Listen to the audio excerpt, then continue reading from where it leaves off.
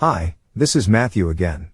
Today I want to present a video by Glen Beck who will tell us more about who we are fighting against. Originally, he believed that we were fighting Marxist, communist, or socialist. However, in this video, he talks about the real enemy as the elites. This is an important video because we need to understand who we are fighting against and who our real enemies are. He also talks about the goals of the elites and how one of our goals was initially education. Watch as he explains who we are fighting against. Take out your notebooks to write down some notes as Glen discloses the enemies that we are fighting. Because most people don't actually know what they're fighting against. And let me show you on the chalkboard. Most people, when I first started tracking all of this after 2011 and then to 2008, I always thought we were fighting against the Marxists, these old 1960s revolutionaries who now infiltrated our education and our government and were doing all kinds of things that only Marxists were doing. And I talked to you about that on Fox over and over again. These are Marxists. Look at this Marxist. Look at this Marxist. The Marxists are nothing more than, they're useful idiots. That's what they are. They're useful idiots. They think they're going to be in charge. They're not going to be in charge. The rest of us think that Democrats and Republicans, that's what the real fight is about. Now, Republicans are a little closer to the truth because they say you have the rhinos, and the rhinos are really Democrats, okay? But that's not exactly right. So what is actually happening?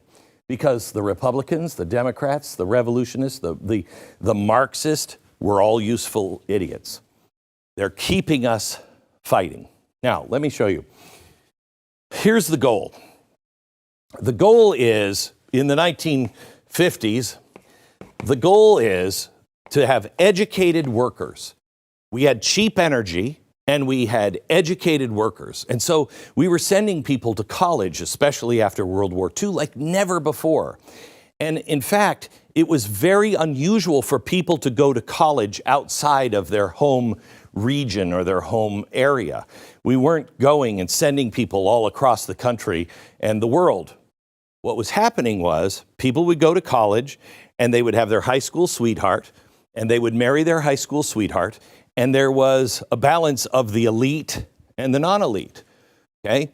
Well, that broke down. We don't have that anymore.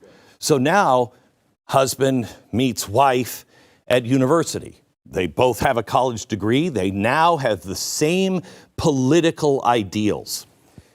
And that leaves the educated workers kind of behind if they don't have the elite education. I'll explain that here in a second. What happened is education became our God, not our goal.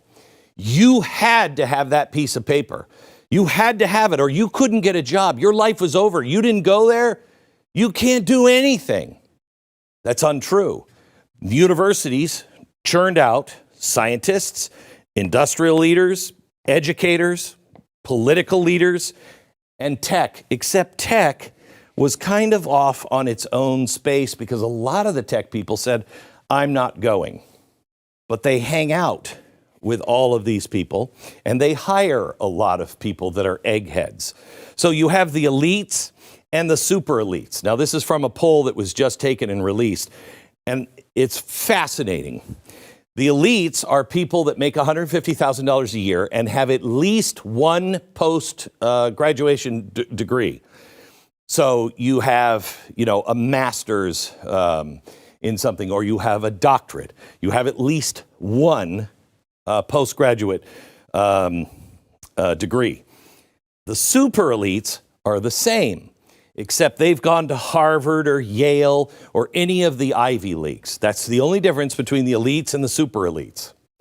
So they were asked some questions along with the worker, you. If you didn't go to Yale or Harvard, make $150,000 a year, you didn't get at least one postgraduate degree, then you were asked the same questions. And they were questions of, should we be rationing gas? Should we be rationing energy? Should we be rationing food? Should we restrict meat, cars, air travel? And do Americans have too many freedoms? Here's what they found. 70 to 90% of the elites and the super elites, and the super elites were always up in the 80s and 90s, 70 to 90% say yes to all of those. When they asked you, 16 to 20% of the non-elites said, yeah, we should do this. So you've already solved, the elites have. They've already solved, we're getting rid of gas. And in fact, if we're going to put everybody on electricity, not even natural gas, and we're going to probably have to ration that at some point, but that's fine. Oh, and food, we have to redesign the whole food industry from seed to fork. And people are not going to eat meat anymore. They're not going to have cars. If they want frivolous air travel for like a vacation, no non-essential air travel. And they have too many freedoms, and the government knows best. That's what they actually believe. They're not Marxists. Why? Because they're in science and industry, education. They're leaders of countries and companies. They're designing a whole new world, one where migration plays a really big role. Why? I'll get there here in a second. So, you are sitting out here all by yourself, and you don't agree with anything. Does it ever feel like, why doesn't somebody talk to us about this? They don't need you, and you're becoming even less important. But in 2008, what was one of the first advisors that Barack Obama brought into the White House? It was Cass Sunstein. You know who he is? He is the author of the book Nudge. He's a behavioral scientist.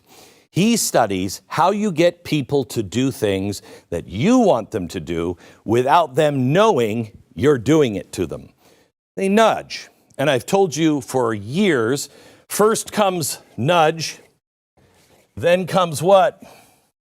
Shove. And then if it doesn't stop there, if you still won't do what they say, it ends in shoot. Well, we were at nudge back in the early 2000s. We're in shove, and I'm afraid we're getting closer and closer to shoot. Why? Because you will not comply.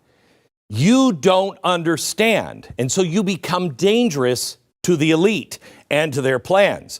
So now they've gone from behavioral scientists to now we have just discovered that with Five Eyes, that's the collective agencies all around the world that do intelligence, they are spying on you in a public-private partnership with our intelligence agencies. They have been turned on you.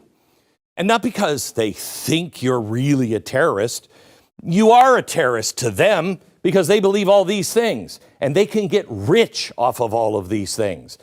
They'll be the rancher, you'll be the cattle.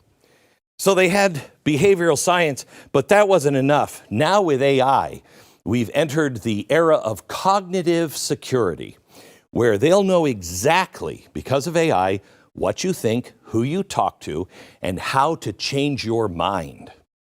That is currently being done by the elites in this administration, in this government, and governments all around the Western world.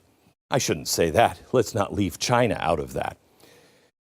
Let's talk about AI for just a second. It's going to be smarter than any human on the planet that has ever lived. It will be everywhere. It will watch everything.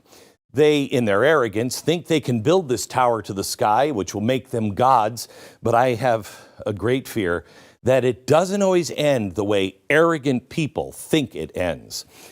But I was just talking to somebody about energy the other day, and I was talking to these people that are way smarter than I am. It was a room full of a bunch of energy experts, and I learned a lot. And one that was that by 2027, AI, just the number crunching for AI, will take 25% of our energy. I don't know if you know this, but We're already close to rolling blackouts. And by the way, you're not seeing it yet, but God help us if we can't turn this around in the next election, because 2025 is the year we really start to feel the impact, and we can go to ration gas and energy. 25% just because of AI. And they're still pushing electric cars, which they know we cannot power. Why? Because when this all happens, wherever you are is where you will remain. Because you're dangerous. And they know it. So you're dangerous. And, worried about, the weaponizing of the DOJ and FBI. Well, isn't that what happened on January 6th? Isn't that what happened to the pro-life people? Why are they doing these things? Why are they saying, if you're against the border, you're a terrorist, you're a dangerous, evil MAGA person? Why are people like me, who, you check my record against the record of anybody in the Biden administration, who is telling the truth? I don't need to beat my own chest. You see it now. Was ESG a conspiracy theory? Was the World Economic Forum a conspiracy theory? Is CBDC a conspiracy theory? Is inflation a conspiracy theory? Is open borders and terrorists coming across our country a conspiracy theory? You answer. I mean, I've got 100 of these things where they said, you got to be silenced, you got to be stopped, you're part of the problem, that have all turned out to be right. So why are people like me, and there's a ton of us, that are just trying to find the truth, why are we silenced? For the same reason you are being frightened. And here's what's crazy. They're not only trying to frighten us, but they also need to frighten the Democrats. They have to shut them down from thinking. So all they see is, Hitler is coming. He's going to make a dictatorship. I got news for you. If Donald Trump tried to become a dictator, half of the country that didn't vote for him, and probably at least a third of those who did, would stand up and say, no, thank you. But you don't see what's actually happening here. The left doesn't see it. The Marxists think it's great. But the Democrats don't see it because they're so freaked out. They have them scared. They have you scared. So you become a useful idiot. And they hope that you will go and do something crazy. I hope this gives you a better idea of what is happening to us and why. It helps explain what the globalists are planning and what is on the horizon for us. It helps explain why this next election is so important. Glen explains how AI will be used in the future. We will no longer have privacy. Can you believe AI will use 25% of our energy? Where will this come from? Is it no wonder that our travel will be restricted?